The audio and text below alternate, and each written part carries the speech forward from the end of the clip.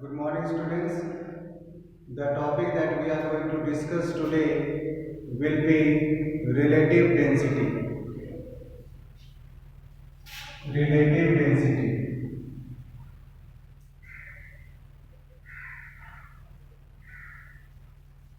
In short, we write RD.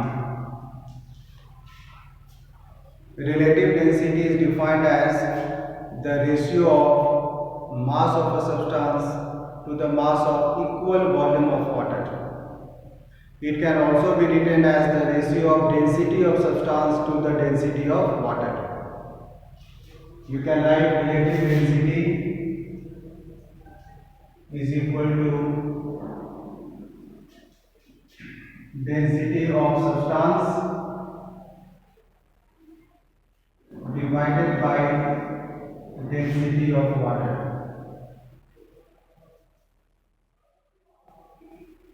Density of water. It can also be written as mass of substance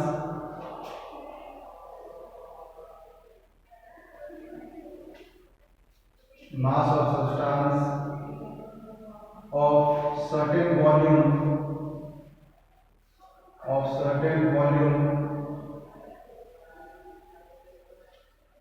to the mass of water of equal volume. All equal volume. So either of the ways we can calculate the relative density of a substance.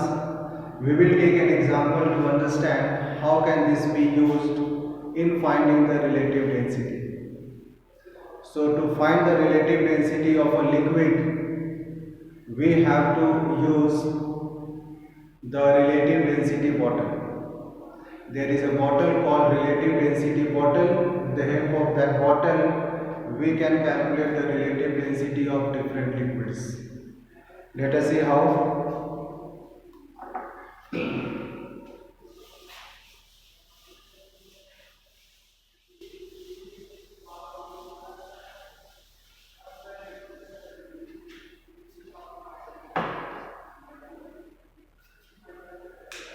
So we have next relative density bottle.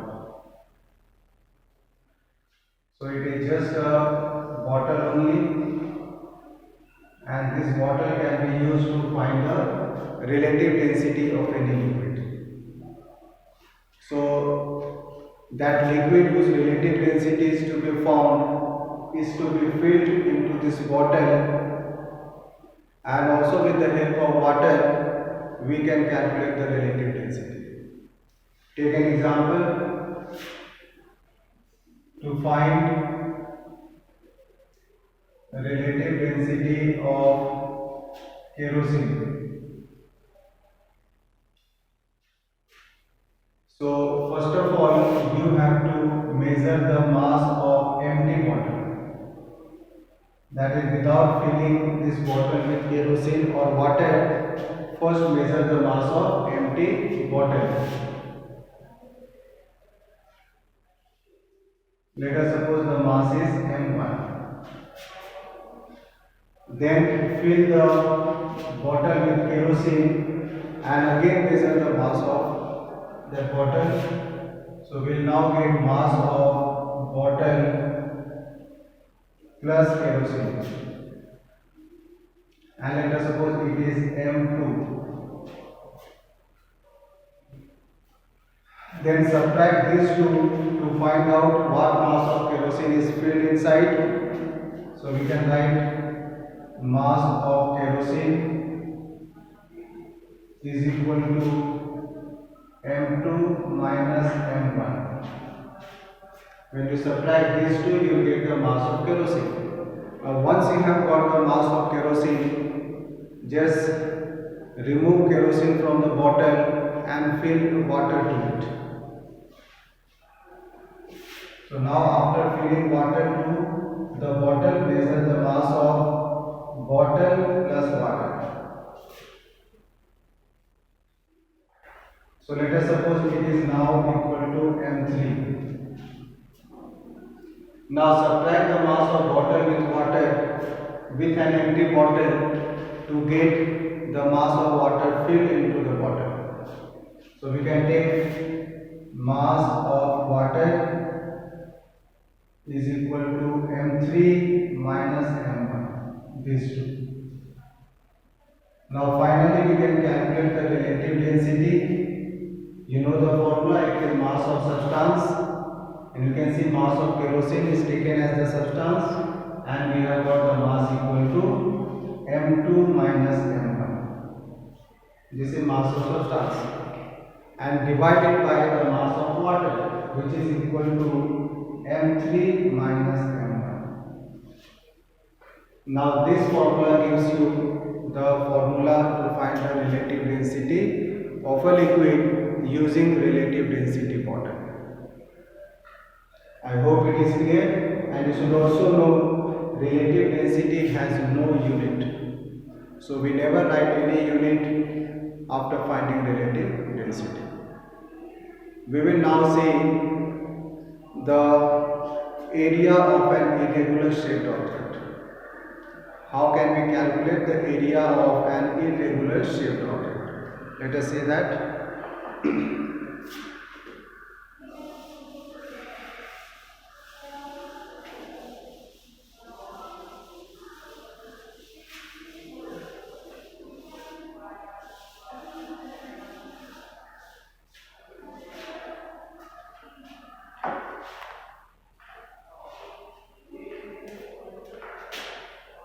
Area of an irregular shaped object.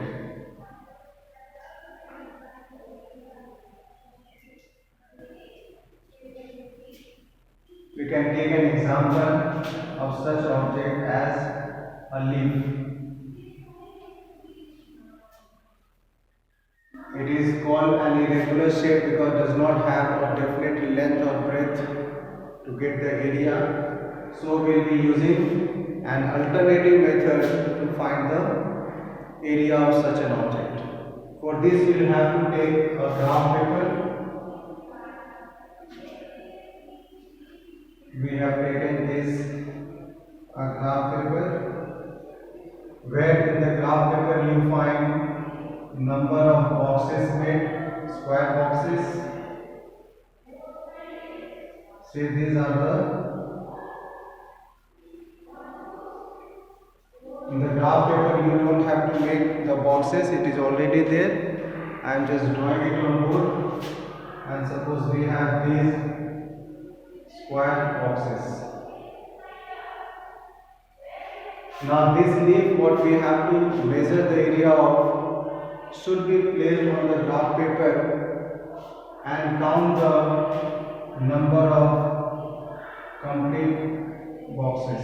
See, we have got this, the leaf that we have placed on this graph paper. So now what you have to do, you have to count the number of complete square and the square which is more than half. So complete square boxes should be marked. You can mark it with tick mark.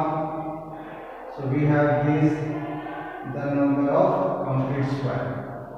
And also I said we have to consider the number of square which looks more than half. And just put cross mark to all the square. We have this.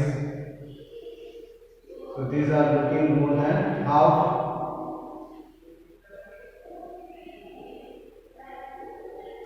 So we have number of complete square is equal to 1, 2, 3, 4, 5, and number of square more than half. More than half is equal to 1, 2, 3, 4, 5, 6. So area will be equal to, adding these two square boxes, that is 5 plus 6, which is 11 square unit. This is the area of this lake. Now remember, we have got some other squares also which do either half or less than half. We have to overlook those squares or neglect those squares. So we have to consider only the squares which are complete or looks more than half. I hope it is clear to you. Thank you.